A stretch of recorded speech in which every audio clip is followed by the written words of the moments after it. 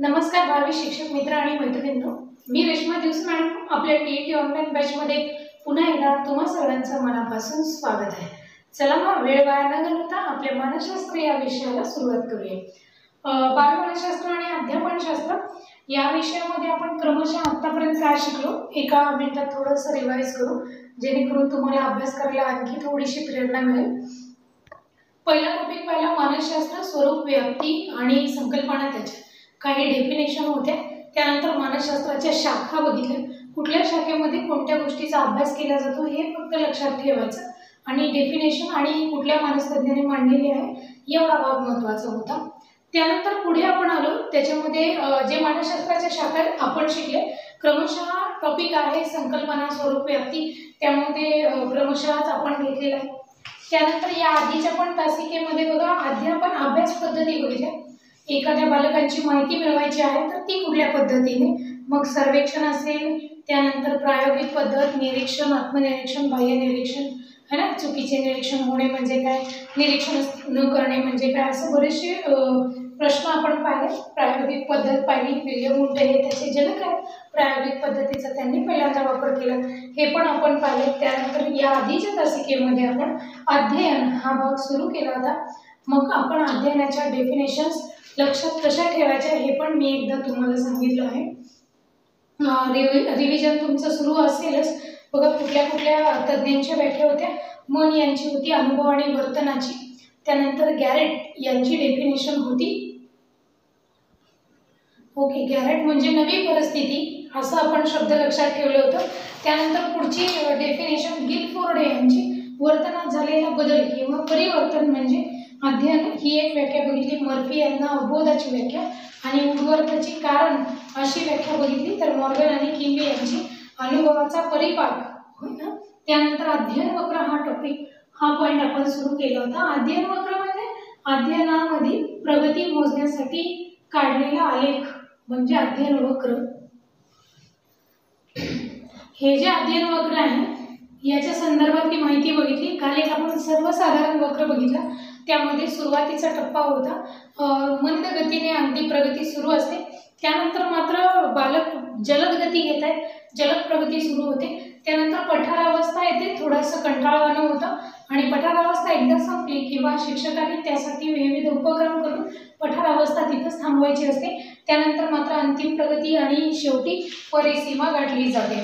हे आपण कालच्या तासिकेत अध्ययन वक्राबद्दल पाहिले। आता अध्ययन वक्राचे काही प्रकार आहेत, याच्यावरती मात्र प्रश्न जरूर आहेत बघा, मी प्रश्न पण सांगणार आहे शिकून झाल्यानंतर। एकूण अध्ययन वक्राचे प्रकार आहेत 4। किती प्रकार आहेत सांगितलं, अध्ययन वक्राचे प्रकार 4 आहेत। आता काय आहेत हे अध्ययन वक्राचे प्रकार ते पाहूया आपण। एक दिलाय धनवर्धी वक्र, ऋणवर्धी वक्र, यस आकाराचा अध्ययन वक्र आणि सर्वसाधारण अध्ययन वक्र।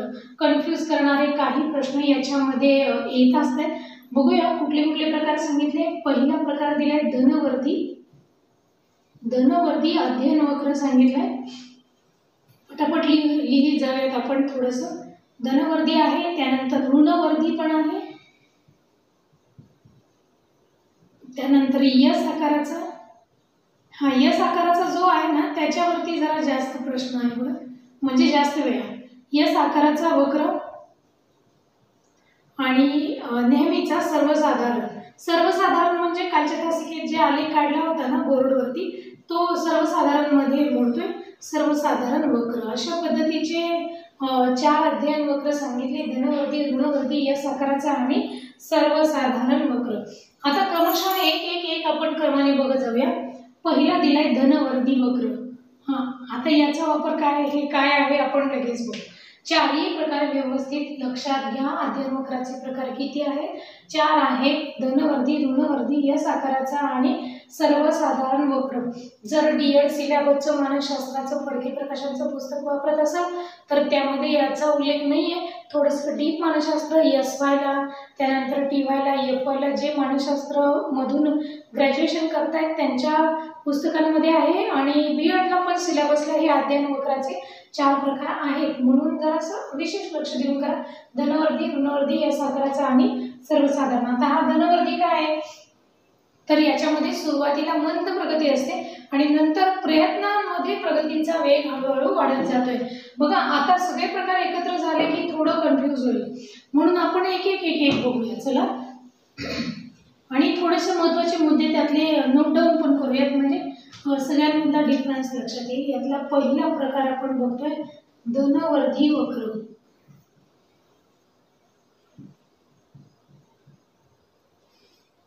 काय आहे हा धनवर्धी वक्र? तर याच्यामध्ये काय सांगितले, सुरुवातीला प्रगती जी असते, सुरुवातीला मंद प्रगती. पटपट थोडक्यात लिहिते म्हणजे तुम्हाला पुन्हा वाचायला येईल ते उपयोगी. सुरुवातीला काय होतंय, मंदच प्रगती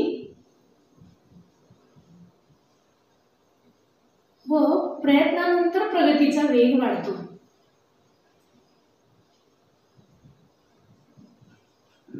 प्रयत्नानंतर वेग वाढतो म्हणजे धनवर्धी म्हणजे वाढत जाणे है ना. धन म्हणजे चांगल्या गोष्टी, पॉझिटिव्हिटी. सुरुवातीला मंद प्रगती असते आणि परत मात्र प्रयत्न केले की वेग आपला वाढणार आहे, ते झालं धनवर्धी. त्यानंतर पुढे येते ऋणवर्धी. परीक्षेला प्रश्न काय येईल तर बघा, धनवर्धी वक्र जर का दिलं, एक तर वक्रांचे प्रकार असाच प्रश्न असतो, किंवा एखाद्या परिस्थितीमध्ये एखाद्या बालकाचा सुरुवातीला जो प्रगतीचा वेग आहे तो मंद आहे, प्रयत्नानंतर मात्र हळूहळू त्यांचा वेग वाढलेला आहे, प्रगतीचा वेग वाढलेला आहे, तर इथं कोणत्या प्रकारचा अध्ययन वक्र उपयोगी येतो? मग इथं कुठला अध्ययन वक्र काढता येईल? धनवर्धी. आता हा ऋणवर्धी काय बघा, या वक्रामध्ये सुरुवातीची प्रगती चांगली, नंतर मात्र प्रयत्न करून सुद्धा थकवा आणि प्रेरणेच्या अभावामुळे प्रगती कमी होते. आता ऋणवक्र याच्या टोटल विरुद्धच असणार नक्की, म्हणजे सुरुवातीला काय आहे, प्रगती चांगली आहे. इथं सुरुवातीला प्रगतीच मंद होती, प्रयत्नाने वाढले. सुरुवातीला प्रगती चांगली आणि नंतर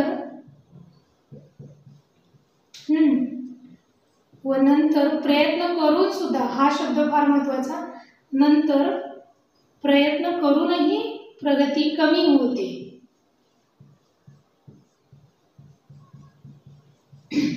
मग अशी का प्रगती कमी झाली? प्रयत्न करूनही प्रगती कमीच होते. का कमी झाली? तर थकवा किंवा प्रेरणेचा अभाव. सगळ्यात महत्त्वाचा मुद्दा असतो अध्ययनामध्ये प्रेरणा मिळणं. एखाद्या विद्यार्थ्याला एखादा विषय अगदीच कच्चा असेल तरी सुद्धा त्याला जर का योग्य ती प्रेरणा शिक्षकांनी दिली तरी सुद्धा तो त्याच्यामध्ये यशस्वी होऊ शकतो. मग इथं प्रेरणेचा अभाव असल्यामुळे केवळ प्रगती कमी होत जाते किंवा त्यांना येणारा थकवा, जसं पठार अवस्था बघितली. धनवर्धी वक्र बघा, सुरुवातीला मंद प्रगती आणि प्रयत्न केल्यानंतर वेग वाढला. ऋणमध्ये प्रगती चांगली, प्रयत्न करून सुद्धा पुन्हा मात्र प्रगती थांबलेली होती. हे झालं ऋणवर्धी. आता यस आकाराचा वक्र, हे सारखं आहे बघा, यस आकाराचा IMP करा. यस आकाराचा वक्र पर्याय खूप येते, एच आकाराचा, वाय आकाराचा, एक्स आकाराचा, यस आकाराचा. मग आपल्याला वाटतं अरे आपल्याला कुठेतरी मानसशास्त्राचा हा पॉईंट वाचायचा राहून गेला असेल, कारण मानसशास्त्राचा सिलेबस तसा खूप वास्ट आहे. मग आपण उगीच अंदाजे काहीतरी एच वगैरे लिहून जातो. आपल्याला ते बाकीचे लेटर वगैरे काही नाहीच आहे, डायरेक्ट यस आकाराचाच फक्त आहे. त्यामुळे हा वक्र लक्षात ठेवा जरूर. यस आकाराचा वक्र, याच्यात आहे तरी नक्की काय बघा बरं, सारखं का परीक्षेला याला महत्त्व दिले? बघा या वक्रामध्ये 3 प्रकारची प्रगती पाहायला मिळते. बघा तुम्हाला प्रश्न येतो, टिंबटिंब या वक्रामध्ये 3 प्रकारची प्रगती पाहायला मिळते. मग ते कुठला आहे? यस आकार आहे ना. काय आहे या वक्रामध्ये? तर 3 प्रकारची प्रगती, 3 प्रकारे प्रोग्रेस होणार आहे त्यांच्यामध्ये. 3 प्रकारची प्रगती पाहायला मिळते. ओके, आता हे काय आहे बरं? 3 प्रकारची प्रगती म्हणजे कसली? तर पहिल्यांदा दिले सुरुवातीला कमी प्रगती असते, त्यानंतर प्रयत्नाने वेग वाढतो आणि काही वेळाने परत कमी होते. बघा सुरुवातीला कमी, परत वेग वाढला, परत कमी झाली. अशा पद्धतीने बघा काय सांगितलं, 3 कुठले प्रकार? सुरुवातीला प्रगतीचा वेग कमी किंवा प्रगती कमी असं म्हटलं तर चालेल. पुन्हा प्रयत्नाने वेग वाढतो, पुन्हा प्रयत्नाने वेग वाढतो. बघा, सुरुवातीला वेग कमी, पुन्हा प्रयत्नाने वेग वाढतो, आणि तिसरं काही वेळाने प्रगती स्थिरावते. काही वेळाने काही असेल, कंटाळा येणे, थकवा येणे किंवा प्रेरणा न मिळणे यामुळे सुद्धा वेग कमी होऊ शकतो. मग इथं सांगितले काही वेळाने काय प्रगती स्थिरावते, म्हणजे थांबलीच, आता वाढतही नाही कमी होत नाही. काही वेळाने प्रगती स्थिरावते. त्यातल्या त्यात अध्ययन प्रकारामधला हा सगळ्यात महत्त्वाचा अध्ययन प्रकार कुठला? यस आकाराचा वक्र. पुन्हा सांगते, याच्यामध्ये 3 प्रकारची प्रगती दाखवली. सुरुवातीला वेग कमी असतो, परत प्रयत्न करून वेग वाढवला, आणि काही वेळाने प्रगती तिथं स्थिर झाली. हे झालं यस आकाराचा. 3 प्रकारची प्रगती कोणामध्ये होते? मग यस आकाराच्या वक्रामध्ये होते आहे. आणि शेवटचा आणि चौथा सर्वसाधारण वक्र, जो आपण कालच्या तासिकेत बघितला, सर्वसाधारण वक्र. हे काय हो? ते काल पाहिलं ना, आकृती आलेख काढून आपण जलद गती, परत मंद गती, है ना, परत सुरुवातीला मंद गती होती, परत जलद गती आली, पठारावस्था, अंतिम प्रगती आणि परिसीमा, याला सर्वसाधारण वक्र असं म्हटले. मग याच्यामध्ये एकच आहे की या वक्रामध्ये प्रत्येक प्रयत्नानंतर प्रगतीमध्ये चढ उतार येतात. आणि हाच प्रश्न आहे, मी स्वतः क्वेश्चन पेपरमध्ये एका पाहिलेला आहे, म्हणजे 2013च्या 14च्या नाही, सरावासाठी जे क्वेश्चन बँक आपल्याला मिळतात ना, त्यामध्ये आहे हा प्रश्न. कुठला? की प्रत्येक वेळी प्रयत्न करूनही किंवा प्रयत्नानंतर प्रगतीमध्ये जेव्हा चढ उतार येतो तेव्हा कोणत्या प्रकारचा वक्र असतो? तर कुठला? सर्वसाधारण. चढ उतार शब्द आला की सर्वसाधारण. 3 प्रकारची प्रगती आली की यस वक्र. धनवर्धी कधी? मंद प्रगती, वेग वाढला, सुरुवातीला मंद, वेग वाढला. ऋण म्हणजे उलट, पहिला प्रगती चांगली होती, मग आला विद्यार्थी, है ना, अधोगती झाली, म्हणजे अध्ययन वक्र कुठला? इथं ऋणवर्धी. यस आकारामध्ये 3 प्रकारची प्रगती. आणि सर्वसाधारण मध्ये काय सांगितले? प्रत्येक प्रयत्नानंतर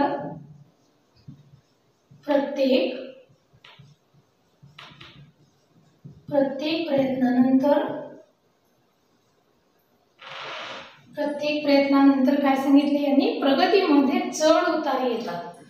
प्रत्येक प्रयत्नानंतर प्रगतीमध्ये चढ उतार. चढ उतार शब्द चांगला लक्षात ठेवा. ओके, राहतील का प्रकार लक्षात? मग नोट डाऊन करायचं. मी सांगितलं की आता जेव्हा तुमच्या वेळेनुसार तुम्ही लेक्चर करता आणि पुन्हा जेव्हा आपल्याला वेळ उपलब्ध होईल किंवा किमान झोपण्यापूर्वी तरी एकदा आज काय शिकलो थोडंसं आठवायचं, किंवा एकदा नजर टाकायची, वाचून बघायचं. आणि पुस्तक वही काही हातात नसताना किंवा ज्या वेळी आपण एखादं काम करत असू आणि एकटेच निवांत असू, त्यावेळी मनातल्या मनात सगळ्या गोष्टी आपल्याला पटापट आपल्या डोळ्यासमोरून गेल्या पाहिजे, आठवलं पाहिजे, म्हणजे आपल्याला हे परफेक्ट लक्षात राहतं. पण त्यावेळी जर काय एखादा शब्द नाही आठवला तर लक्षात घ्यायचं, अरे आपलं विसरलं, म्हणजे पुन्हा आपल्याला करावं लागणार. जसं मानसशास्त्राच्या वेगळ्या वेख्या आणि लेखकांची नावं आठवून बघा, आठवते का? पहिली मानसशास्त्राची प्रयोगशाळा आठवलं का? झालं क्लिक. एक आला की शब्द पटापट सगळं आलं, लायप्झिग, जर्मनी, विलियम वगैरे वगैरे. त्यानंतर पुढे मानसशास्त्राच्या सगळ्या शाखा आठवून बघायच्या. टोटल 12 आहेत हे तर कळलं. मग काउंट करून बघायचं. ज्यावेळी आपण एकटे असतो किंवा निवांत वेळ असतो किंवा झोपणार असतो, झोपण्यापूर्वी मनातल्या मनात या सगळ्या गोष्टी एकदा तरी आठवायच्या. फास्ट होऊन जाते रिव्हिजन आपलं. त्यानंतर पुढे आपण अध्ययन पॉईंट सुरू केला होता, अभ्यासाच्या पद्धती बघितल्या, प्रायोगिक, सर्वेक्षण, मनोवैकासिक वगैरे, त्या पद्धती आठवून बघायच्या. निरीक्षणाचे 2 प्रकार. ते झालं की अध्ययनाच्या व्याख्या पटापट. अध्ययनाच्या व्याख्या झाल्या की स्वरूप आणि त्याची काही वैशिष्ट्य होती. ते झाल्यानंतर आपण अध्ययन वक्र बघितला आणि त्याचे 4 प्रकार. कुठले? पहिला धनवर्धी, दुसरा दिला ऋणवर्धी, तिसरा यस आकाराचा, आणि चौथा आणि शेवटचा कुठला दिला? सर्वसाधारण वक्र. धनवर्धीमध्ये काय आहे? सुरुवातीला प्रगती कमी, परत प्रयत्नाने वेग वाढला. ऋणवर्धी, सुरुवातीला वेग चांगला होता, परत वेग कमी झाला, ऋणवर्धी वक्र. यस आकाराचा आला की इथं 3 प्रकारची प्रगती. पहिल्यांदा वेग कमी, परत प्रयत्नाने वेग वाढला आणि परत प्रगती थांबली.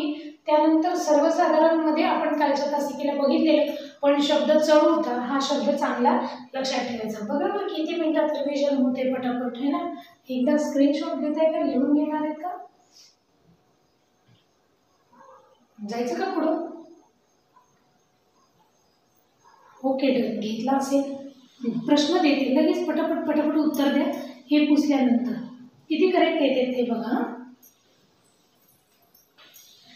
त्यानंतर आपण नवीन भाग सुरू करतोय, उपपत्तींचा most most most important part. आता टप सुरू झालं बघा लेसन्स आपले. पहिला प्रश्न, अध्ययन वक्राचे प्रकार किती? अरे हे पुसायला हवं ना. आठवून सांगा पटापट. अध्ययन वक्राचे प्रकार.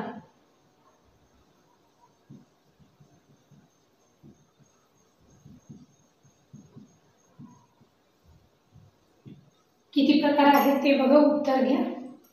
टिंबटिंब वक्रामध्ये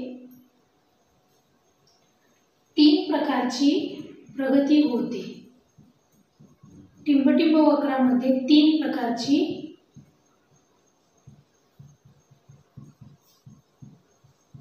प्रगती होते. फास्ट उत्तर द्या. येते का बघा, किती करेक्ट येते ते बघायचं, आपला कॉन्फिडन्स वाढतो त्यामुळे.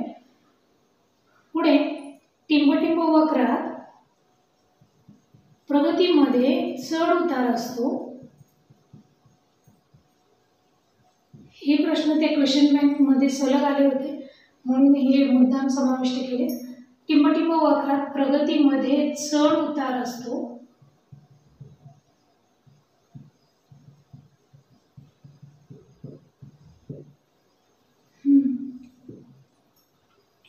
पुढचा घ्या. अध्ययन वक्राशी रिलेटेड पुढचा पण भाग घेतोय. चढ उतार कुठल्या वक्रात आहे हे आपणास माहीतच आहे, बरोबर ना. बघा, समजा एखाद्या वेळी एखाद्या बालकाची सुरुवातीला प्रगती होते व नंतर वेग मंदावतो. मंदावतो म्हणजे कमी होतो. तर हे मापन करण्यासाठी टिंबटिंब वक्र वापरतात. अशा पद्धतीचे प्रगतीचे मापन करण्यासाठी टिंबटिंब वक्र वापरतात. आणि अजून एक शेवटचा प्रश्न बघा. कधी कधी प्रयत्नानंतरही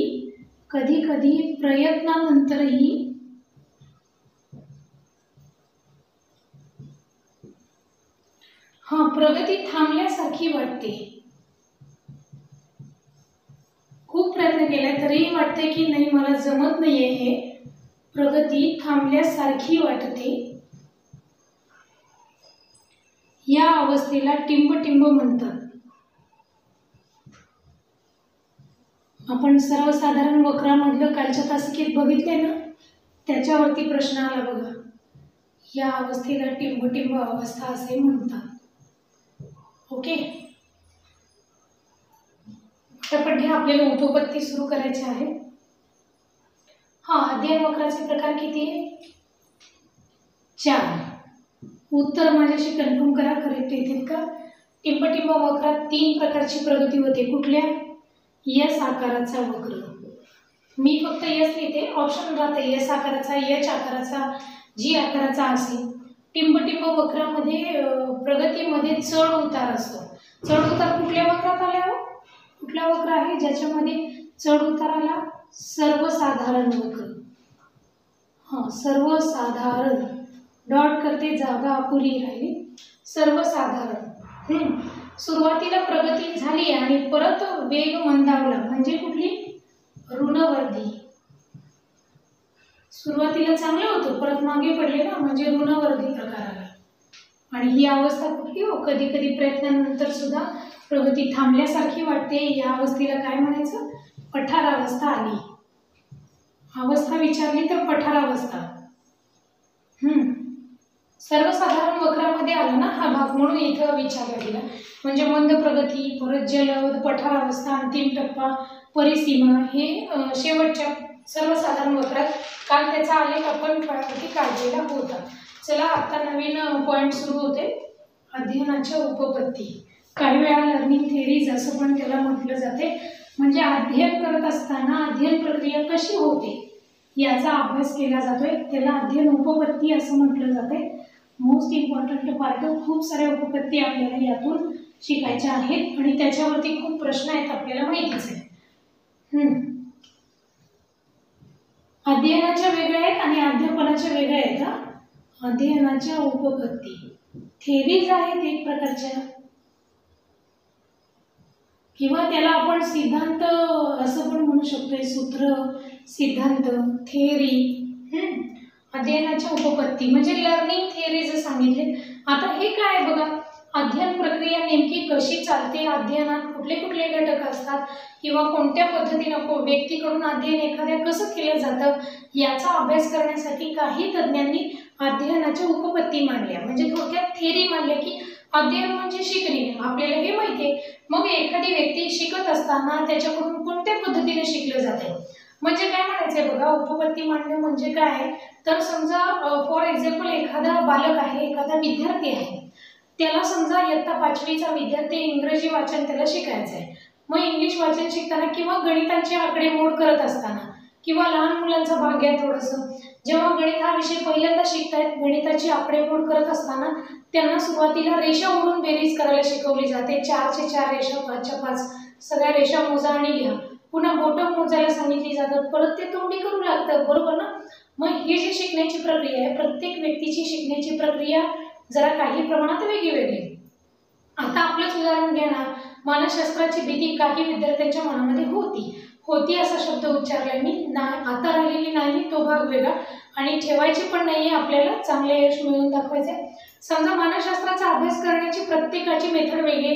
काही जण अगोदर टॉपिक वाचून ठेवतात, मग लवकर कळतं. काही जण नोट्स लिहिणं होतं, काही जणांना वेगात रनिंग नोट्स काढणं होत नाही. मग अशी पण ज्याची त्याची मेथड वेगळी. काही जण आधी प्रश्न प्रकार बघतायत आणि मग सिलेबस अभ्यासतायत, बरोबर, अशा पद्धतीने. आणि काही जण मात्र अगोदर सगळा टॉपिक अभ्यास करतायत आणि परत त्याचे प्रश्न सोडवत आहेत. मग ही काही जणांची अध्यापनाची जी काही त्यांची पद्धती आहे, अध्ययन कसं घडते मुलांचं, याच्यावरती उपपत्ती हा घटक आलेला आहे बघा. अध्ययनावरती बघा, अध्ययन कसं केलं. उदाहरणार्थ मी आत्ताच सांगितलं की काही जण आधी धडा अभ्यासतील, मग प्रश्नोत्तरे सोडवतील, ती त्याची अध्ययन करण्याची पद्धत आहे. काही जण काय करतील, तर आधी प्रश्न प्रकार बघतील आणि मग पॉइंट डिटेल्समध्ये वाचत जातील. असे दोन्ही प्रकार आहेत. आता बघा, अध्ययन उपपत्ती खूप मोठा पॉइंट आहे. खूप म्हणजे सगळ्या तज्ज्ञांच्या काही उपपत्ती आहेत आणि त्या सगळ्या उपपत्ती आपल्यासाठी खूप महत्त्वाच्या आहेत. पहिलेच दिले साहचर्यवादी.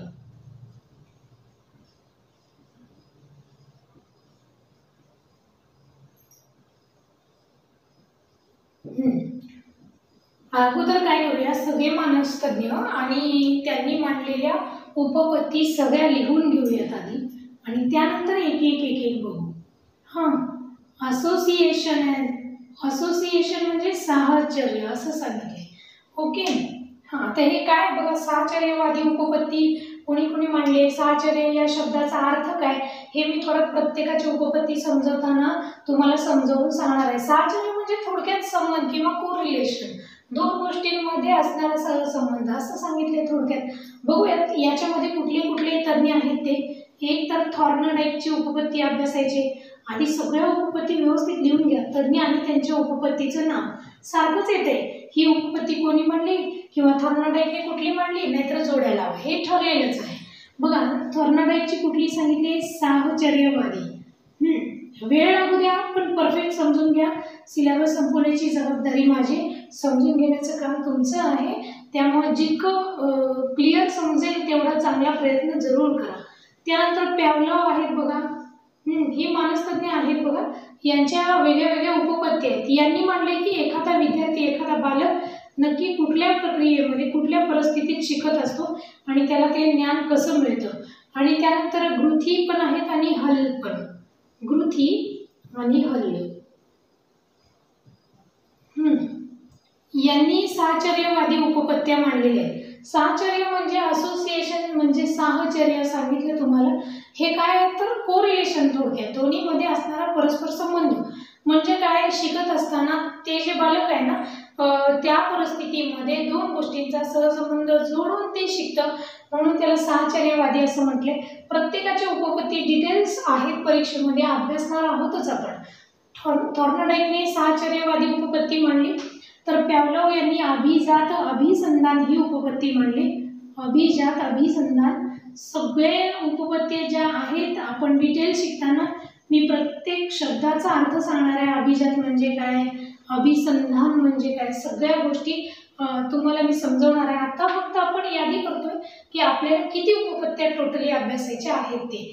त्यानंतर स्किनर येत आहेत, साधक अभिसंधान घेऊन आले. ते साधक अभिसंधान त्यांनी वेगवेगळ्या प्राण्यांवरती वगैरे प्रयोग करून पाहिले आणि या प्रयोगावरती आधारित प्रश्न येत आहेत.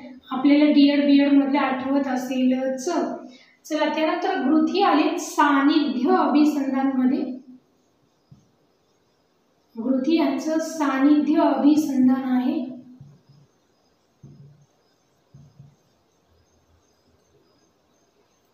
स्किनरची साधक अभिसंधान, गृथीची सानिध्य आणि हल यांची पद्धतशीर वर्तन उपपत्ती. हल यांची कुठली, पद्धतशीर वर्तन उपपत्ती. आज आपण यादी तर करूया जेणेकरून आपल्याला किती उपपत्ती अभ्यासायच्या हे तरी ध्यानात येईल. त्यातल्या त्यात ह्या पहिल्या 3 खूप महत्त्वाच्या, स्किनर, पॅव्लोव, थॉर्नडाईक, त्यांचे डिटेल्स आहेत. आपल्याला सगळे डिटेल्स आपल्याला अभ्यासायचे आहेत. लर्निंग थेरीज असं म्हटलं जाते बऱ्याचदा उपपत्तीला. थॉर्नडाईक यांनी कुठली मांडली, साहचर्यवादी. पॅव्लोवची अभिजात अभिसंधान, स्किनरची साधक अभिसंधान. अशा पद्धतीने पॅव्लोव अभिजात, स्किनर साधक है ना, गृथी सानिध्य, हल्ल पद्धतशीर वर्तन पद्धती है ना. थॉर्नडाईकची साहचर्यवादी, पॅव्लोवची अभिजात अभिसंधान, स्किनरची साधक अभिसंधान, गृथीची सानिध्य अभिसंधान आणि हल्लसाठी दिलेली पद्धतशीर वर्तन उपपत्ती. ओके, आणखी खूप आहेत बरं का. आता साहचर्यवादी झाल्या. ज्ञानात्मक उपपत्ती एक 5 ते 6 आहेत आपल्या सिलेबसमध्ये आणि त्यानंतर पुढे आणखी काही अन्य उपपत्ती आहेत. आधुनिक उपपत्ती म्हणजे आजकालच्या काळात त्यांचा शोध लागलेला आहे म्हणून. थॉर्नडाईक पण यांनी सांगितले की पालक शिकणार कसं, कुठल्या परिस्थितीत. एक प्रयोग करून बघितलाय त्यांनी, आपल्याला आठवत असेल, मांजर आणि माशाचा पोटपेटीचा प्रयोग. आपण त्यात शिकणार आहे डिटेल्स. त्यानंतर पॅव्लोव आले, पॅव्लोवने पण कुत्र्यावरती प्रयोग केले ना. स्किनर आले, कबुतरावरती प्रयोग केला. गृथी आणि हल्ल हे फक्त डिटेल्स यांच्या उपपत्ती आपल्या सिलेबसला, म्हणजे आता आपल्याला नाही आहे, बीएड मध्ये पण नव्हत्या. मग आपल्याला गृथी आणि हल्ल हे फक्त जोड्या लावायला त्यांची नावं लक्षात ठेवा. गृथी, सानिध्य आणि हल्ल पद्धतशीर वर्तन उपपत्ती. ओके, ज्ञानात्मक बघायच्या का, घेतलं का लिहून हे. बरं, ज्ञानात्मक मध्ये कोण कोण आहे बघूया. परत सगळ्यांचे डिटेल्स अभ्यासायचे ना उपपत्ती या लेसन मध्ये. पुढचं घ्या आता, ज्ञानात्मक उपपत्ती. कॉग्निटिव्ह थेरी ऑफ लर्निंग असं असं इंग्लिशमध्ये नाव दिले याचं. ज्ञानात्मक, कॉग्निटिव्ह लर्निंग थेरी, ज्ञानात्मक उपपत्ती. आता याच्यामध्ये पण खूप आहे. कोण कोण आहेत बघा, मानसतज्ञ. ज्ञानात्मक उपपत्ती कोणीच आहे. आता हे ज्ञानात्मक म्हणजे काय, साहचर्यवादी म्हणजे काय, आपण डिटेल शिकताना सांगते. फक्त आपण एक आराखडा बनवूया की उपपत्तीमध्ये नक्की काय काय अभ्यासायचे, परत डिटेल्स घेऊ. बघा, कोहलर आणि कोफका यांनी माकडावरती प्रयोग करून बघितला, आठवते ना. बीएडला होतं की. कोहलर आणि कोफका यांची उपपत्ती आहे. यांच्या उपपत्तीचं नाव काय, समकारवादी उपपत्ती. या समकार वगैरे या शब्दांचे अर्थ मी सांगणार आहे. समकारवादी, दुसरे एक नाव आहे याला समष्टीवादी. कुठलं पण नाव येईल. कोहलर, कोफका यांनी टिंब उपपत्ती मांडली, समष्टीवादी. आणि अजून एक नाव येते त्याचं गेस्टाल्ट थेरी. बघा, अजून एक नाव येते गेस्टाल्ट थेरी. गेस्टाल्ट थेरी अशा पद्धतीने कोहलर, कोफका यांनी समकारवादी, समष्टीवादी आणि गेस्टाल्ट थेरी अशा पद्धतीच्या उपपत्त्या मांडल्या. त्यानंतर कुर्ट लेविन आहेत. काही वेळा कर्ट लेविन असा पण शब्द येते. कुर्ट लेविन या मानसतज्ञांनी ज्ञानात्मक क्षेत्रीय उपपत्ती मांडले. म्हणजे थोडक्यात यांचं काय मत असतंय, ते क्षेत्रानुसार तो बालक शिकणार आहे, तिथलं आजूबाजूचं क्षेत्र काय आहे त्याचा परिणाम त्याच्या अध्ययनावर होणार, असं थोडक्यात सांगितलेलं आहे. सगळे डिटेल्स आपल्याला बघायचे आहेत, मी पुन्हा सांगणार आहे ते. ज्ञानात्मक क्षेत्रीय उपपत्ती. असं कोणत्याही पुस्तकात किंवा कुठेच तुम्हाला सगळ्या उपपत्ती एकत्र कलेक्ट करून दिलेल्या नाही आहेत. त्यामुळे आपण हे घ्यायचं आहे, आपल्याला त्यांचा अभ्यास आहे. टॉलमनची संकेत अध्ययन उपपत्ती. आणि असलं गोकमपट्टी नका करत बसू, मी पुन्हा ते तुमच्याकडून रिव्हिजन आणि भरपूर सराव करून घेणार आहे. संकेत अध्ययन लिहून फक्त ठेवा, सारखं पुढचं डिटेल शिकताना तुमचं पाठ होऊन जाईल. ते टॉलमन यांची पण झाली. त्यानंतर पुढे आले बघा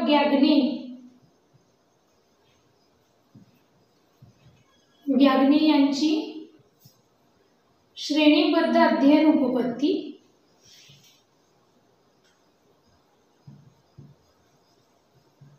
श्रेणीबद्ध अध्ययन उपपत्ती. पुढे सगळ्यांच्या उपपत्ती शब्द जोडलाय. कोर्टलेवीची ज्ञानात्मक क्षेत्रीय संकेत अध्ययन, श्रेणीबद्ध अध्ययन. आता महत्वाच्या आसुबेल आणि ब्रुनरच्या याच्यावरती पण प्रश्न जास्त. आसुबेल यांची अध्ययन अनुदेशन उपपत्ती. हे थोडक्यात उपपत्ती शिकण्याचं प्लॅनिंग चाललंय आपलं. नक्की आपल्याला करायचंय काय है ना. अध्ययन अनुदेशन उपपत्ती. आणि अजून एक शिकायची ब्रुनरची.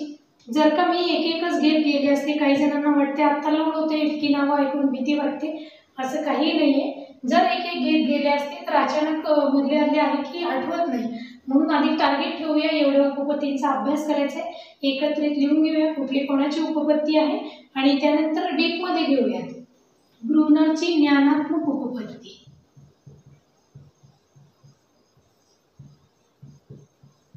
हे फक्त अध्ययनाच्या आहेत, अध्यापनाच्या उपपत्ती वेगळ्या आहेत. यालाच मानसशास्त्र म्हणतात का. मग घ्या, लिहून घ्या.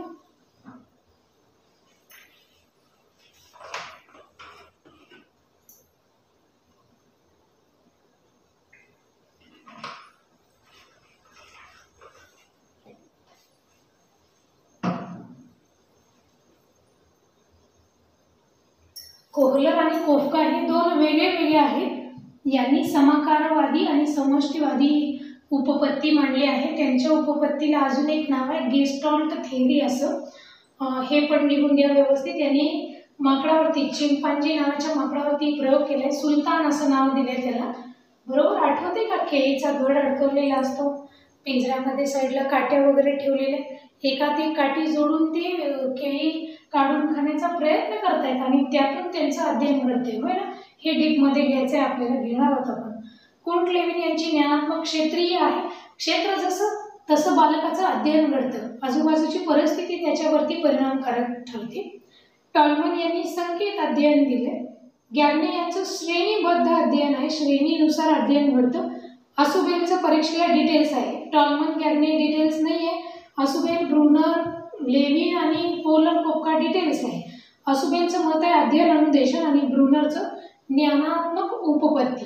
ज्यांना काही रेफरन्स बुक अवेलेबल झालेत त्यांनी ऑलरेडी थोडं वाचून ठेवलं तरी हरकत नाही. आणि IMP पॉईंट तेवढे लेक्चरमधून शिकून आपण परफेक्ट करायचं.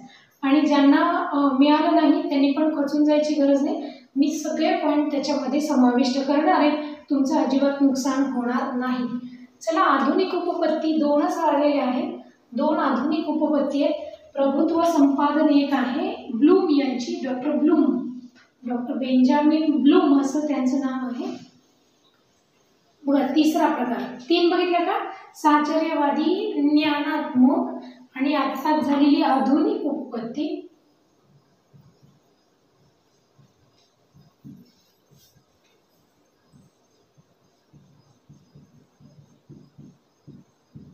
आधुनिक उपपत्तीमध्ये काय आहे, ब्लूम यांची, डॉक्टर ब्लूम किंवा डॉक्टर बेंजामिन ब्लूम यांची, हा तिसरा प्रकार होता.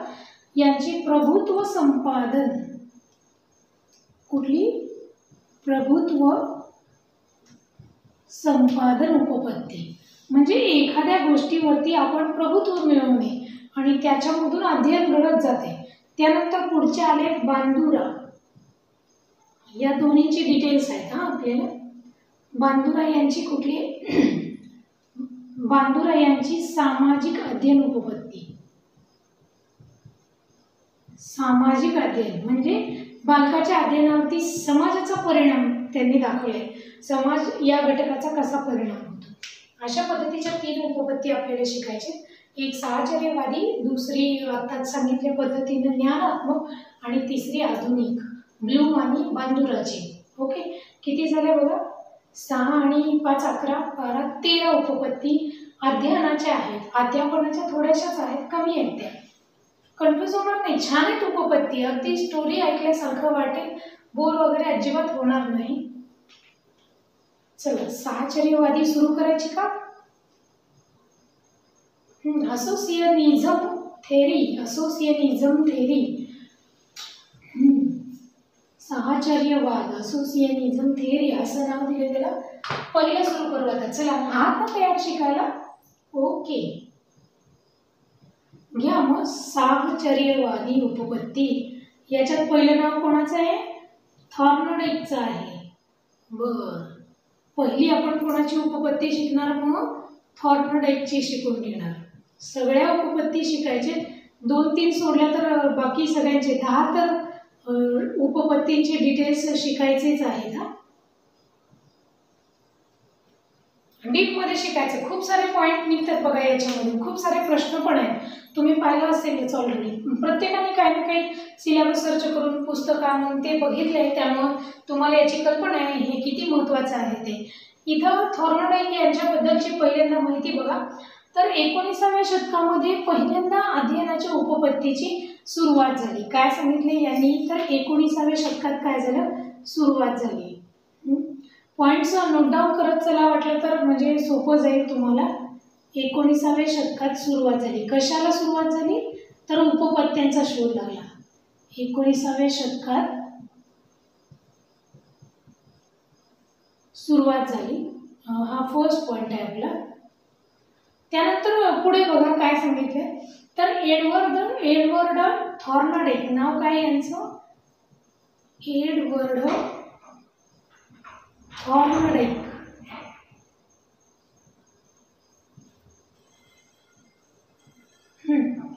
यांचा कालावधी आहे 1874, म्हणजे यांचा 1874 सालचा जन्म आहे.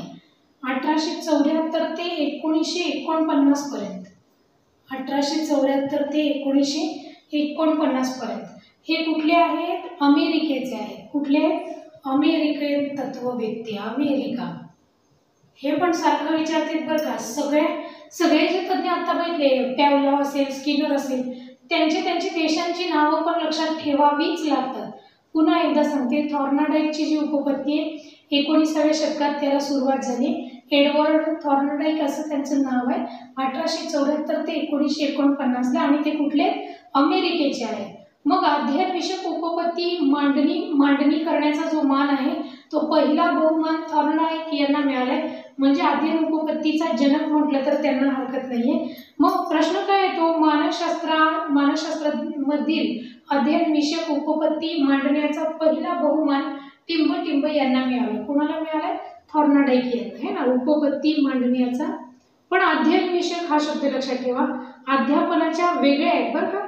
अध्ययन विषयक उपपत्ती मांडण्याचा पहिला बहुमान कोणाला, थॉर्नडाईकला. अध्ययन विषयक उपपत्ती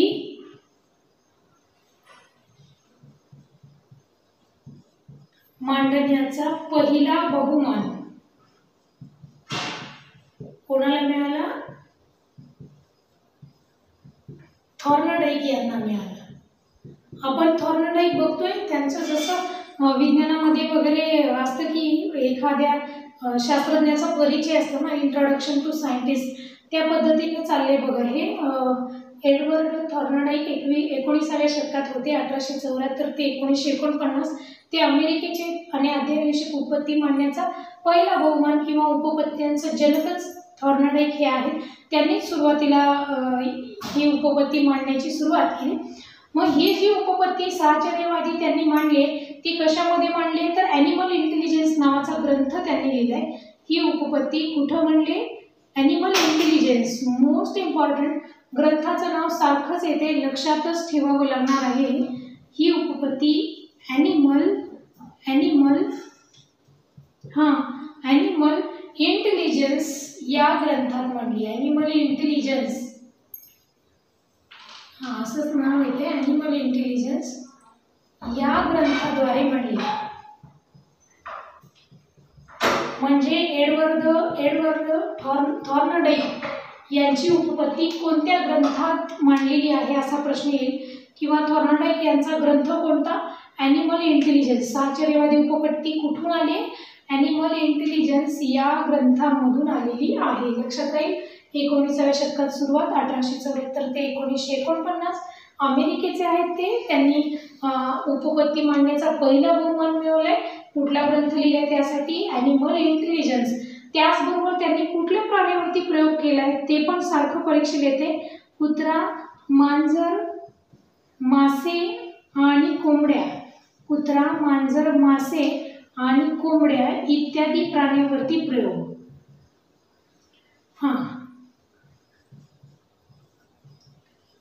इत्यादींवर प्रयोग करून बघितलाय त्यांनी.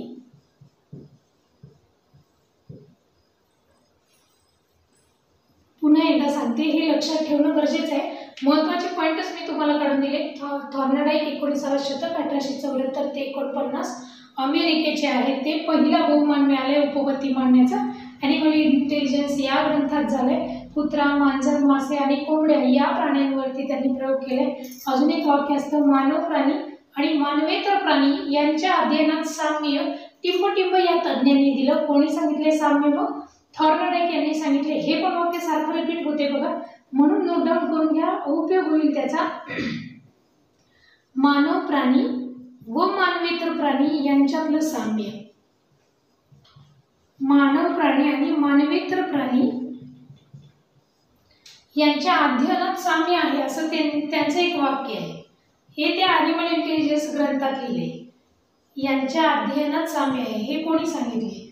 अध्ययनात साम्य आहे असे कोणी सांगितले? थॉर्नडाईक यांनी सांगितले. म्हणजे त्यांना काय म्हणायचे, त्यांनी प्राण्यांवरती प्रयोग केले आणि त्यांनी सांगितले की जसं प्राण्याचं वर्तन आहे ना एखाद्या परिस्थितीमध्ये, सेम तसंच वर्तन मानवाचं पण होते. म्हणजे दोघांचं अध्ययन प्रक्रिया सेम आहे असं त्यांच्या लक्षात आले. इतक्या प्रयोगावरून कुत्रा, मांजर, मासे, कोंबड्या यांच्यावरती प्रयोग केला. त्यांना कळलं की मानव प्राणी आणि मानवेतर प्राणी यांच्या अध्ययनामध्ये साम्य आहे. पुढे बघा, यासाठी त्यांनी काय काय गोष्टी म्हणजे कोणत्या पद्धतीने मांडल्या आहे, तर उद्दीपक म्हणजे स्टिम्युलस आणि प्रतिसाद म्हणजे रिस्पॉन्स यांच्यामधलं साहचर्य म्हणजे सहसंबंध त्यांचा प्रस्थापित करणे म्हणजे अध्ययन होय अशी त्यांनी एक व्याख्या मांडली. एसआर बॉन्ड असं पण त्याला नाव दिले. याला सहसंबंध उपपत्ती असं देखील नाव दिलेलं आहे. म्हणजे कनेक्शनिझम, याला दुसरं नाव आहे कनेक्शनिझम. हे घेताय का? मला तो पण पॉईंट लिहून देणं फार गरजेचं आहे. इथे घेऊयात का आपण तो पुढचा पॉईंट. अध्ययनाची डेफिनेशन दिली आहे त्यांनी. त्यांनी काय सांगितले? उद्दीपक आणि प्रतिसाद यांच्यामधला संबंध म्हणजे अध्ययन होय. बघा, याआधी पण आपलं झालंय हे उद्दीपक वगैरे शब्द. बघा, अध्ययनाची व्याख्या त्यांनी मांडली. उद्दीपक म्हणजे स्टिम्युलस असं म्हटलंय.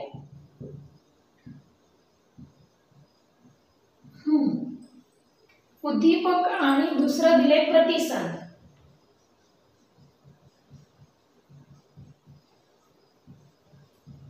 रिस्पॉन्स.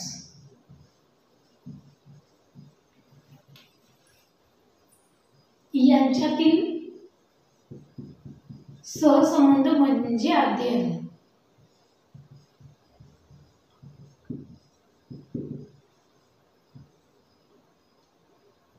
यांच्यातील सहसंबंध म्हणजे अध्ययन अशी त्यांनी व्याख्या मांडली. आता हे दोन प्रश्न, दोन जे शब्द आले उद्दीपक आणि प्रतिसाद, हे दोन शब्द फार महत्त्वाचे. उद्दीपक आणि प्रतिसाद यांच्यातील सहसंबंध प्रस्थापित करून टिंब यांनी उपपत्ती मांडली. कोण आहे ते? उद्दीपक प्रतिसादसाठी थॉर्नडाईक आहे. मग यांनी जी उपपत्ती मांडली याला दुसरं नाव पण दिले साहचर्यवादी. त्याचबरोबर सहसंबंध उपपत्ती असं अजून एक नाव दिले, सहसंबंध उपपत्ती. मग याच्यामध्ये एसआर बॉन्ड हा शब्द फेमस झाला. एसआर बॉन्ड असं त्यांना म्हणायचंय. एसआर बॉन्ड, एस म्हणजे स्टिम्युलस आणि आर म्हणजे रिस्पॉन्स म्हणजे उद्दीपकाला आपण केलेला प्रतिसाद. मी एक उदाहरण दिलं होतं आधी स्टिम्युलस शब्द सांगण्यासाठी. लाजाळूचं जे झाड आहे, मिमोसा प्लांट, असं त्याला सायंटिफिक नेम दिलं जातं आहे, मिमोसा प्लॅन्ट, लाजाळूचं झाड. बघा, आपण जर का एखाद्या काठीने त्याला जर का स्पर्श करू किंवा आपल्या हाताने, हाताच्या एका बोटाने स्पर्श करू, मग आपण जे काठी किंवा हाताचं बोट जिथं वापरतोय, हात वापरतोय, हे झाले स्टिम्युलस, उद्दीपक झाले. आणि त्याच्यावरती रिस्पॉन्स म्हणून त्याला स्वतःची पानं मिटवून घेतली, हे झाले रिस्पॉन्स. मग असा SR बॉन्ड त्यांनी म्हणलाय. म्हणजे अध्ययन म्हणजे शिकायची एखादी गोष्ट असेल तर तिथं एखादा उद्दीपक गरजेचा, जो आपल्याला प्रेरणादायी ठरेल, ती क्रिया करण्यास भाग पाडेल, असा स्टिम्युलस आणि त्याला आपण दिलेला रिस्पॉन्स, यातून आपण काहीतरी कौशल्य शिकतो, म्हणजे त्याचं अध्ययन झालं, असं थॉर्नडाईक यांनी मांडलं. त्यासाठी SR बॉन्ड याच्यावरून सहसंबंध, कनेक्शनिझम अशी एक उपपत्ती मांडली त्यांनी. त्याला दुसरं नाव दिले साहचर्यवादी, या उपपत्तीचं ते दुसरं नाव आहे. यानंतर त्यांनी काय सांगितलंय बघा, प्राणी हा चुकत शिकत असतो. अजून काही महत्त्वाचे पॉईंट याच्यामध्ये आपल्याला पुढे येणार आहे, थोडंसं रिव्हिजन करूया. थॉर्नडाईक जे आहेत ते अमेरिकेचे आहेत. 1874 ते 1949 मध्ये अध्ययन विषयक उपपत्ती मांडण्याचा पहिला बहुमान त्यांनाच मिळालाय. त्यांनी कुठले ग्रंथ लिहिलाय, ॲनिमल इंटेलिजन्स, त्यामध्ये कुत्रा, मांजर, मासे आणि कोंबड्यांवरती प्रयोग केला. मानव प्राणी आणि मानवेतर प्राण्यांच्या अध्ययनात समानता आहे असं सांगितलं आणि SR बॉन्ड फक्त शोधलं, लक्षात ठेवा. मग आता यांनी नक्की काय प्रयोग केलाय ते आपण पुढच्या तासिकेमध्ये जरूर अभ्यासूया. चला मग विद्यार्थी मित्रांनो, जरूर सांगत चला लेक्चर कसं झालं आहे ते, आणि पुढच्या अभ्यासासाठी मात्र आपण नेहमी सज्ज राहायचं, तयार राहायचं. आता जर उपपत्तीचं झालं की तुम्हाला एक्स्ट्रा क्वेश्चन मिळायला सुरू होतील, कारण जो पहिला टॉपिक पाहिला त्यावर ठराविकच प्रश्न होते, मी वारंवार लिहून देत होते, व्याख्या आणि त्याचे तज्ञ सांगणे. आता मात्र खूप प्रश्न चालू झाले. इथून पुढे सारखं प्रत्येक उदाहरणातून सांगा, ही एखादं उदाहरण दररोजच्या जीवनातलं दिलंय. समजा एखाद्या बालकाचं या परिस्थितीत असं वर्तन होतं, कुठली उपपत्ती आहे, चला कोणी मांडली सांगा, त्यांनी काय सांगितलं, कशावरती प्रयोग केला, असे खूप सारे प्रश्न आता सुरू झाले. म्हणून इथून पुढं आपला अभ्यास किंवा आपलं लक्ष जास्त असणं गरजेचं आहे. चला ठीक आहे, होईल तुमचा अभ्यास, काळजी करू नका. आपण आपला स्कोअर जितकं ठरलं तेवढा जरूर 100% मिळवून दाखवणार आहोत. पासच होणार नाही तर चांगला स्कोअर देखील आपल्याला करायचा आहे. ठीक आहे, तुम्हा सर्वांना अभ्यासासाठी माझ्याकडून खूप साऱ्या शुभेच्छा. धन्यवाद.